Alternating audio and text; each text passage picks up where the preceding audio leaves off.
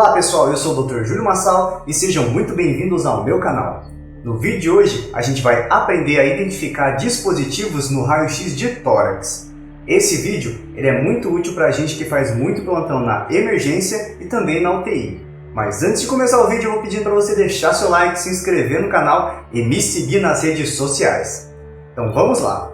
Para esse vídeo eu vou utilizar esse artigo aqui disponível na internet, chamado de Sondas, Catéteres e Outros Aparatos Médicos na Radiografia de Tórax.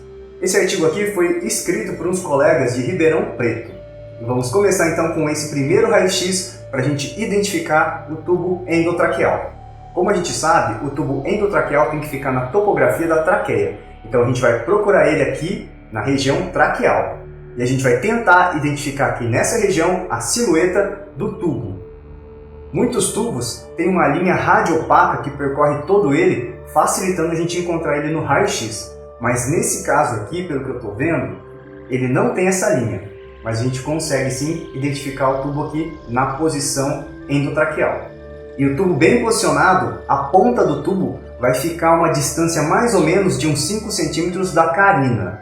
Lembrando que a carina é a região de divisão da traqueia nos brônquios fontes. Então esse tubo aqui, ele está bem posicionado. Vamos passar então para o próximo raio-x. Nesse caso aqui a gente vai identificar o tubo de traqueostomia. Da mesma forma a gente vai procurar esse tubo na região traqueal.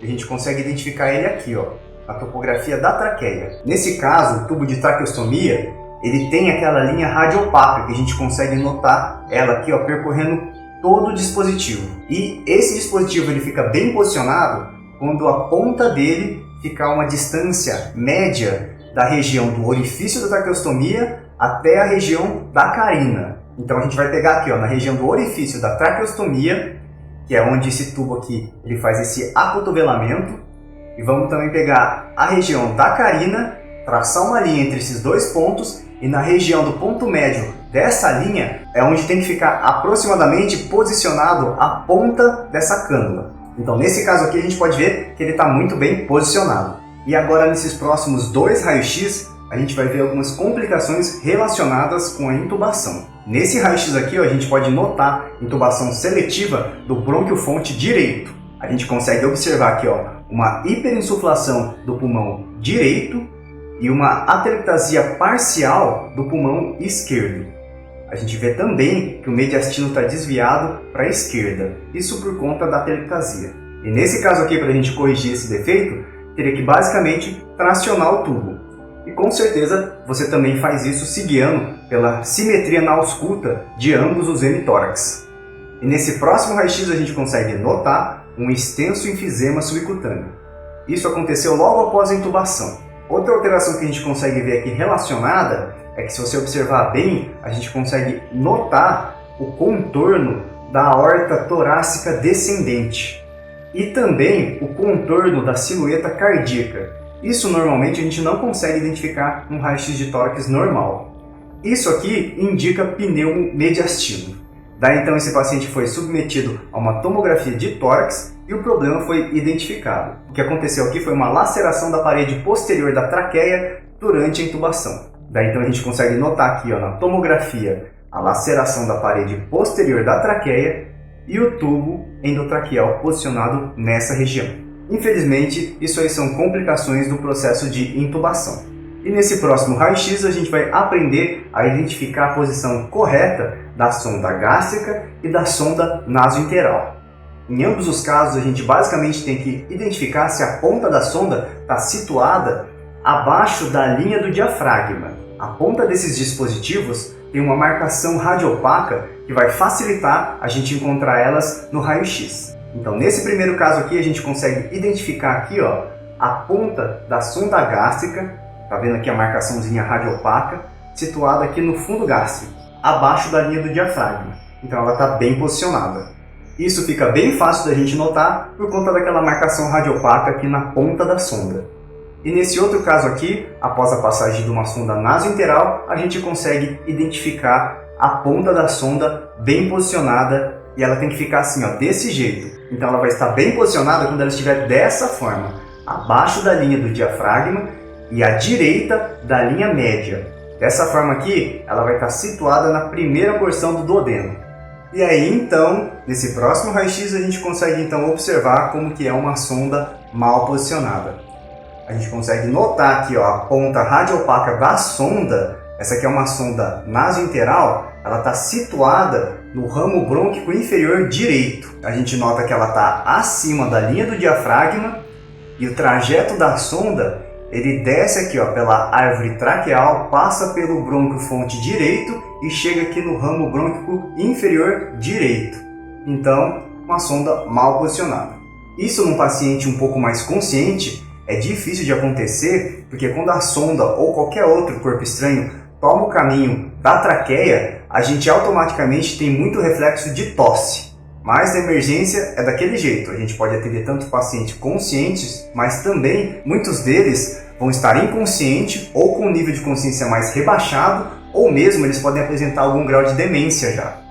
Então dessa forma, esse tipo de sondagem pode infelizmente acontecer. E agora a gente então vai aprender a ver a posição do dreno de tórax. O dreno de tórax ele fica bem posicionado quando a ponta dele estiver lá no ápice do pulmão ou, em alguns casos também, na base do pulmão. Tudo depende da indicação clínica para esse dreno. Geralmente nos casos de pneumotórax é mais favorável que a ponta dele fique lá no ápice do pulmão e nos casos de derrame pleural é um pouco mais favorável que ela fique situada na região mais da base pulmonar. Esse caso aqui o paciente tinha um pneumotórax e a ponta do dreno está situada no ápice do pulmão direito. Então ela está bem posicionada. E nesse outro caso aqui, o paciente ele tinha um hemotórax após um acidente automobilístico. Então a ponta do dreno aqui está bem posicionada na região da base do pulmão à direita. Aqui a gente consegue ver uns outros achados também, um enfisema subcutâneo na mesma região onde foi feito o dreno de tórax. Mas nesse caso, o enfisema ele foi secundário ao acidente. E nesse caso aqui a gente consegue notar um dreno de tórax à direita mal posicionado. Ele está dobrado em si. Bom, e agora a gente vai aprender a identificar a posição correta do catéter venoso central no tórax. No tórax, o catéter venoso central basicamente pode ser puncionado nos territórios ou das veias jugulares internas ou das veias subclávias. Pode ser tanto do lado direito quanto do lado esquerdo. E aí o que a gente tem que observar é se o catéter está seguindo todo o trajeto venoso até chegar na veia cava superior, e esse catéter vai ficar bem posicionado quando a ponta dele se situar próximo do contorno do átrio direito. Então vamos ver aqui na prática como que tem que ficar esse catéter. Nesse caso aqui a gente tem uma punção na veia jugular interna direita. A gente consegue notar aqui, ó, a silhueta do catéter desde a região onde ele foi puncionado na veia jugular interna direita, seguindo todo o trajeto da veia, seguindo aqui também na veia cava superior, e a gente vê que esse catéter ele está bem posicionado porque a ponta dele, ó, ela vai descendo e ela fica aqui, ó, próximo do contorno do átrio direito. Então esse catéter aqui ele está bem posicionado. E se fosse um catéter puncionado na veia subclávia direita, a gente ia então notar ele aqui, ó, na topografia da veia subclávia direita, seguindo o trajeto dela e da mesma forma, seguindo aqui na veia cava superior, e a ponta do catéter também teria que ficar situada no contorno do átrio direito. Aí esse catéter também estaria muito bem posicionado. Importante a gente sempre notar se tem complicação relacionada com o acesso venoso central. E as complicações mais importantes são o pneumotórax e o hemotórax. E a gente tem que procurar elas principalmente no hemitórax, onde está o catéter venoso central. E agora então a gente vai aprender a identificar o marca-passo cardíaco. Esse dispositivo ele é bem fácil de se identificar no raio-x de tórax. Isso porque ele tem muitas partes metálicas. Então o desenho dele no raio-x fica bem visível. O gerador do marca-passo cardíaco definitivo ele é implantado normalmente na região infraclavicular. Pode ser tanto direito quanto esquerdo. E os fios do marca-passo eles entram no sistema venoso pela veia subclávia daquele mesmo lado. E aí então é assim que eles vão chegar lá no coração. Vamos dar uma olhada aqui então nesse exemplo. Nesse exemplo aqui a gente consegue notar o gerador do marca-passo aqui no hemitórax direito. A gente vê que os fios do marca-passo entram na veia subclávia direita e eles chegam aqui no coração. Geralmente a gente tem dois cabos de eletrodos. Um que vai ficar na topografia do átrio direito e o outro que vai ficar na topografia do ventrículo direito.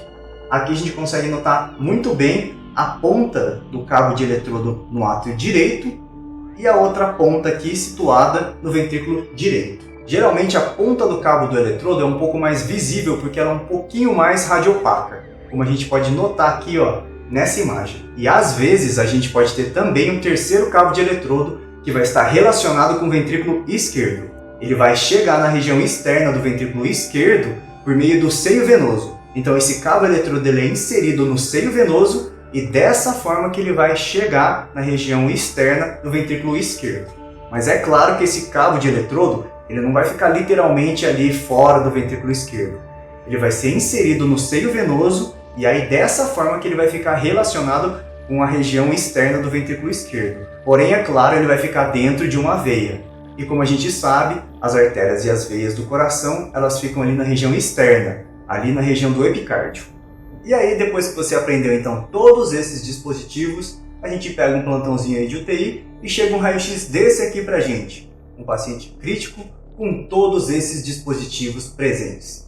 A gente já observa que esse paciente tem um tubo de traqueostomia e esse tubo a gente já nota que ele está bem posicionado, porque a ponta desse tubo está situada na região média entre o orifício da traqueostomia e a carina traqueal. A gente nota aqui também que esse paciente tem um acesso venoso central na topografia da subclávia direita e esse acesso está bem posicionado. Isso porque a ponta do catéter está situada aqui, ó, próximo do contorno do átrio direito. Conseguimos observar aqui também que ele tem um dreno de tórax no hemitórax direito e esse dreno está bem posicionado porque a ponta desse dreno está ali no ápice do pulmão direito. Possivelmente isso aqui foi secundário a um pneumotórax. Também a gente consegue observar aqui a ponta da sonda nasointeral na região gástrica. A gente vê aqui ó, a marcação radiopaca da sonda na topografia do fundo gástrico. O ideal seria uma incidência tóraco-abdominal, que vai um pouquinho do tórax e um pouquinho do abdômen. Mas mesmo assim a gente conseguiu pegar a posição da sonda nessa incidência. E a mais aqui a gente consegue também notar outros dispositivos que são usados na emergência ou mesmo na UTI, que são os eletrodos de monitorização e a gente consegue também notar aqui o sistema de ventilação acoplado no tubo da traqueostomia. Aqui ó, a traqueia do ventilador e aqui também os dispositivos de conexão. Então é isso pessoal, espero que vocês tenham gostado, espero que essa aula tenha ajudado bastante todos vocês. Não se esqueça de deixar seu like, se inscrever no canal e também lembre-se de divulgar esses vídeos, isso ajuda muito no crescimento aqui do canal. Um grande abraço e até os próximos vídeos!